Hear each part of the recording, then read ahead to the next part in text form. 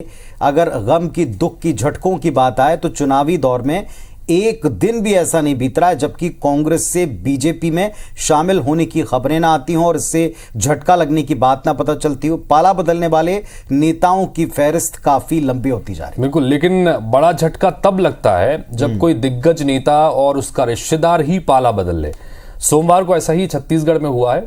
पूर्व मुख्यमंत्री भूपेश बघेल की भाभी और पूर्व जिला कांग्रेस अध्यक्ष के बेटे ने कांग्रेस छोड़ दी और बीजेपी का दामन थाम लिया। कांग्रेस कहती है कोई फर्क नहीं पड़ेगा। क्या वाकई ऐसा है? कोई फर्क नहीं पड़ेगा? ये रिपोर्ट देखिए।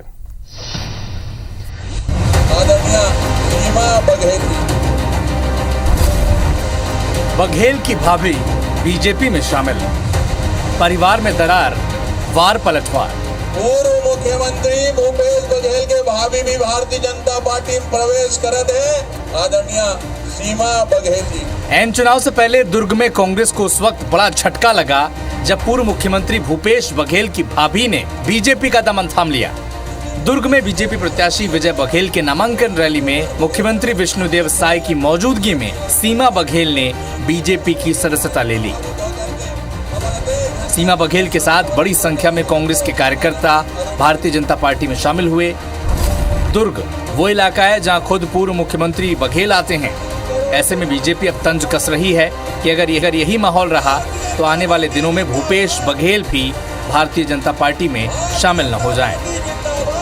जो प्रदेश के पूर्व मुख्यमंत्री होकर भाभी घलो सीमा बघेल घलो आज भारतीय जनता पार्टी ज्वाइन करीन है तो मन के भी बहुत बहुत स्वागत है। कहीं ऐसा नहीं हो कि भूपेश बघेल जी भी बीजेपी में शामिल हो जाए। सीमा बघेल के बीजेपी में शामिल होने के बाद भूपेश के गढ़ यानी दुर्ग में बीजेपी नेताओं के हौसले बुलंद हैं, तो वहीं बीजेपी की सेंधमारी और दावे पर कांग्रेस की तरफ से भी प्रतिक्रिया आई। भूपेश बघेल ने कहा कि सीमा बीजेपी से ही आई थी, तो टी.एस. सिंहदेव ने कहा कि जब बीजेपी को अपनी जमीन खिसकती दिखती है इसीलिए वो ऐसे ड्रामे कर रही है। भाजपा से तो आई थी, भाजपा से आई थी ना, तो ठीक है। भाजपा से तो आई थी, भाजपा से आई थी ना, तो ठीक।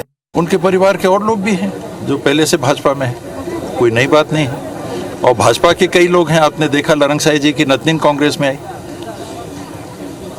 और कई परिवारों का गिना देंगे जो भाजपा से जुड़े हुए राष्ट्रीय स्तर के हैं, उनमें से कई लोग कांग्रेस पार्टी में हैं। ड्रामा के अलावा कुछ नहीं है, एक ड्रामा करने का प्रयास।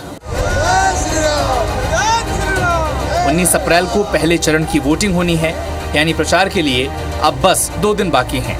ऐसे में कांग्रेस नेताओं का बीजेपी में शामिल होने का सिलसिला अनवरत जारी है।